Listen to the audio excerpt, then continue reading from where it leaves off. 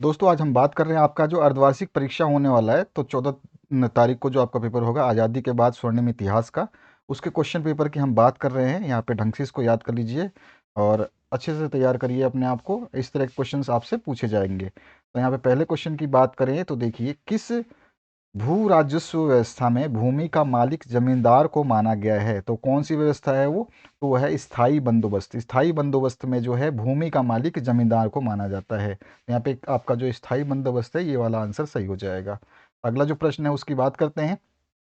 East India company Bharat में कब आई? तो ये सन 1600 ईस्वी में आई थी। तो यहाँ पे हो गया। आइए नेक्स्ट क्वेश्चन देखते हैं, इसमें क्या पूछा गया है। सन 1935 के भारत सरकार अधिनियम के अनुसार प्रांतों में मंत्रिमंडल कब स्थापित हुआ? मंत्रिमंडल 6 स्थापित हुए थे जुलाई 1937 के बाद में। ठीक है, तो यहाँ पर जो है जुलाई 1937 आ जाएगा। अगला जो प्रश्न है उसकी बात करें तो भारत के संविधान निर्माण में कितना समय लगा था? तो भारत के संविधान निर्माण में जो समय लगा था वो था 2 वर्ष 11 माह 18 दिन का। तो यहाँ पर आपका ये वाला ऑप्शन सही हो जाएगा। नेक्स्ट जो क्वेश्चन है उसकी बात करते हैं। भारत का संविधान कब लागू लागू हुआ था? तो देखो, ये 26 नवंबर सन 1949 को तो तैयार हो गया था। 26 नवंबर सन 1949 को तैयार हो गया था, लेकिन इसको लागू किया गया था 26 जनवरी सन 1950 में। तो यहाँ पे जो है आपका पहला ऑप्शन सही हो जाता है। नेक्स्ट जो क्वेश्चन उसकी बात करें, भारत के संविधान निर्माण के दौरान उद्देश्य प्रस्ताव किसने रखा?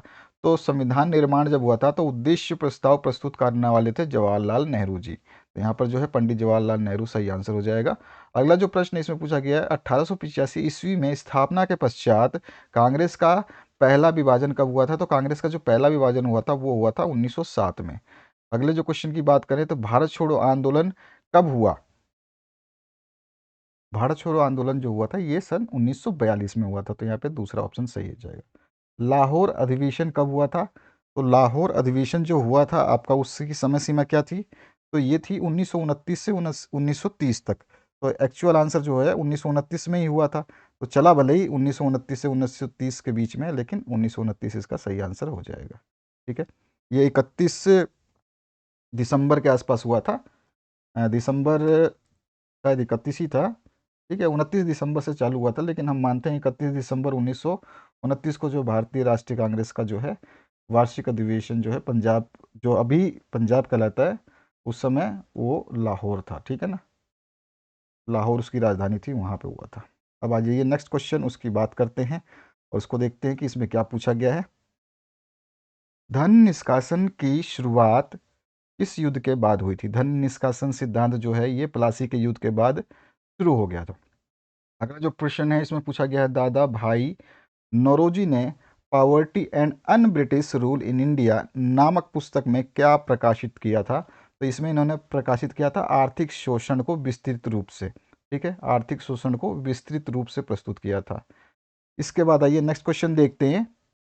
सविनय अवज्ञा आंदोलन किसके द्वारा शुरू किया गया था? तो ये महात्मा गांधी ने जो है सविनय अवज्ञा आंदोलन शुरू किया था। इनके नेतृत्व में जो है ये आंदोलन 1930 को दांडी मार्च के साथ शुरू हो गया था। अगले क्वेश्चन की बात करते हैं, जहां पूछा गया है असहयोग आंदोलन किस प्रश्न को लेकर के प्रारंभ हुआ था? असहयोग यानी कि सहयोग ना करना। तो असहयोग आंदोलन किस प्रश्न को लेकर के प्रारंभ हुआ था? तो ये जो है इसमें ये था कि रोलेक्ट एक्ट का जो ये प्रश्न आया था। जब रोलेक्ट एक्ट भारत में आया था तो अपने आज़ादी के खिलाफ मांग को लेकर के जो है ये आरंभ हुआ था। असहयोग आंदोलन एक्चुअली इसके जन्मदाता जो है रोलेक्ट एक्ट है। रोलेक्ट एक्ट के खिलाफ इसको शुरू किया गया था। ठीक है, अब आते हैं नेक्स्ट क्वेश्चन की बात करते हैं और उसके आंसर की तरफ चलते हैं। यहाँ पर पूछा गया राष्ट्रीय आंदोलन से संबंधित दो प्रमुख व्यक्तियों के नाम लिखिए। राष्ट्रीय आंदोलन से संबंधित बहुत सारे व्यक्ति हैं जिनके आप नाम लिख सकते हैं, जिसमें लाला लाला लाजपत राय भी हैं बाल गंगाधर तिलक भी हैं, बिपिन चंद्र पॉल भी हैं, उसके अलावा राजेंद्र प्रसाद भी हैं, वल्लभ भाई पटेल भी हैं। बहुत सारे हैं जिनके नाम आप यहाँ पे लिख सकते हैं। सत्याग्रह का शाब्दिक अर्थ क्या होता है? तो सत्याग्रह का अर्थ होता है बिना सत्य, मतलब कि आप कह सकते हो शाब्दिक अर्थ होता है कि सत्य को दृढ़ता से पकड़ के रखना। सत्याग्रह का मतलब होता है कि सत्य को दृढ़ता से, यानी कि सत्य सत्य को दृढ़ता से पकड़ के रखना, या सत्य के आग्रह पर ही जो है आप विद्रोह करें। ठीक है, उसमें जो है अच्छे उद्देश्य होने चाहिए। तो यही सत्याग्रह का जो है शाब्दिक अर्थ होता है। इसके बाद जो है सत्य अरे सॉरी, गांधी इरविन समझौता कब हुआ, डेट पूछा गया इसमें, तो आपको डेट बता देनी है। गांधी इरविन समझौता जो हुआ था ये कब हुआ था, तो इसका आंसर हो जाएगा गांधी इरविन समझौता 1931 में हुआ था। गांधी इरविन पैक्ट भी कहते हैं इसको। 5 मार्च सन 1931 में हुआ था गांधी इरविन समझौता। अब इसमें है क्वेश्चन अगला जो है, साइमन कमीशन भारत कब आया। तो भारत जब साइमन कमीशन आया था तो इसका विरोध भी किया गया था, गो बैक साइमन। तो ये भारत में जो साइमन कमीशन आया था साल 1928 में भारत आया था, ठीक है। और इसके आयोग में जो है, भारत जब आया था तो इसमें जो है एक भी भारतीय नहीं थे, तो इसका बहुत ज़्यादा निंदा हो रही थी, ठीक है। तो यहाँ पर हमारा आंसर हो जाएगा 1928 में साइमन कमीशन भारत आया था। नेहरू रिपोर्ट कब प्रकाशित हुई। तो नेहरू रिपोर्ट को जो है 28 अगस्त सन 1928 को लखनऊ में प्रकाशित किया गया था। ये भी ध्यान रखना है, कहाँ प्रकाशित हुआ था, लखनऊ में प्रकाशित हुआ था, और 1928 में प्रकाशित हुआ था। अगर डेट की बात करें तो 28 अगस्त, तो इसमें सब कुछ 28 है। 28 अगस्त 1928 को लखनऊ में। अब इसके बाद जो नेक्स्ट क्वेश्चन है आपका, इसमें पूछा गया है संविधान सभा के स्थायी अध्यक्ष कौन थे। स्थायी अध्यक्ष की बात कर रहे हैं तो संविधान सभा के जो स्थायी अध्यक्ष थे उनका नाम था डॉक्टर राजेंद्र प्रसाद, ठीक है। भारतीय संविधान सभा के ये स्थायी सदस्य थे, ठीक है, डॉक्टर राजेंद्र प्रसाद, ध्यान रखना आपको। अब आते हैं नेक्स्ट क्वेश्चन जो आपसे पूछा गया है उसकी बात करते हैं। इसमें पूछा गया है महलवाड़ी भू राज्य व्यवस्था क्या है। इसमें आपका ये 2 अंकीय प्रश्न है, तो इसमें आपको थोड़ा समझाना पड़ेगा कि देखिए, महलवाड़ी भू राज्य व्यवस्था जो है वो ऐसी प्रणाली थी जिसमें गांव के मुखिया के साथ सरकार का लगान जो है वसूली का समझौता होता था, ठीक है ना। इस व्यवस्था के अंदर गांव के मुखिया के साथ सरकार का लगान जो है वसूली का समझौता माना जाता था। ये था महलवाड़ी व्यवस्था, ठीक है। यहाँ पे थोड़ा सा ध्यान रखना, ये महलवाड़ी पूछ रहा है। इसके बाद देखिए 1919 के अधिनियम के तहत स्थापित द्वैध प्रशासन से आप क्या समझते हैं। तो इसमें क्या हुआ था, ये प्रांत जो है वो केंद्र शासित प्रदेश जो है इसमें बनाए गए थे। और यहाँ पे शासन के विकेंद्रीकरण का क्या महत्व है ये आपको बताना है। 2 अंकीय प्रश्न है ये। इसके बाद में भारतीय संविधान अधिनियम 1947 के कोई 4 प्रावधान आपको बताने हैं।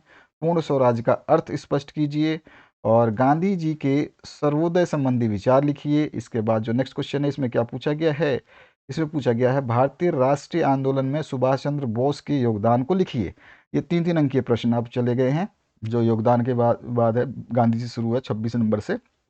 नमक कानून क्या है समझाइए, और इल्बर्ट विल विवाद क्या है इसको समझाइए। ब्रिटिश शासन की प्रजातीय विभेद की नीति क्या है समझाइए। ब्रिटिश काल में हस्तशिल्प कलाओं का पतन कैसे हुआ समझाइए। इसी में अथवा पार्ट भी अगर ये नहीं करना चाहते तो ब्रिटिश शासनकाल में भारत में लागू की गई मुख्य 3 भू राजस्व व्यवस्थाओं का वर्णन कीजिए, जिसमें महलवाड़ी व्यवस्था था, है ना, स्थायी बंदोबस्त है, सारे के सारे में से कोई भी आप 3 जो है बता सकते हैं। 5-5 अंक के प्रश्न है अथवा वाले। भारतीय राष्ट्रीय आंदोलन में गांधी जी की भूमिका का मूल्यांकन कीजिए। आपने 10वीं में भी पढ़ा होगा गांधी जी ने क्या किया था, वही लिख देना है। अथवा में है भारतीय राष्ट्रीय आंदोलन का उग्रवादी युग क्या है, विस्तार से वर्णन कीजिए। और अगला जो प्रश्न है इसमें सारा आपसे पूछा गया है, इसमें अथवा भी है। भारतीय राष्ट्रीय आंदोलन का उदारवादी युग कौन सा है, विस्तार से समझाइए। अथवा में पाठ दिया गया है भारतीय राष्ट्रीय आंदोलन की शुरुआत के कारणों का वर्णन कीजिए, और भारतीय संविधान निर्माण की प्रक्रिया को समझाइए। अथवा जो है आप बता सकते हैं भारत सरकार अधिनियम 1935 के प्रावधानों का वर्णन कीजिए। और यहाँ पे अगला जो प्रश्न पूछा गया, ये पूछा गया पंचशील के सिद्धांत को समझाइए। आपने पंचशील समझौता पढ़ा होगा, सिद्धांत भी पढ़ा होगा, उसको समझाना था। अथवा में है नेहरू का अंतर्राष्ट्रीयवाद क्या है समझाइए। तो इस तरह से ये प्रश्न थे जो आपके 2 दिसंबर एग्जाम में अर्धवार्षिक में देखने को मिलेंगे 14 तारीख को। तो इनको जरूर पढ़ें। बाकी के और भी जो पेपर्स हैं आपके वो अपलोड किए जा रहे हैं, तो सारे सब्जेक्ट आपको समय से समय मिल जाएंगे। आप बस तैयारी करिए, बढ़िया तरीके से पढ़ते रहिए। Thank you very much, have a good day.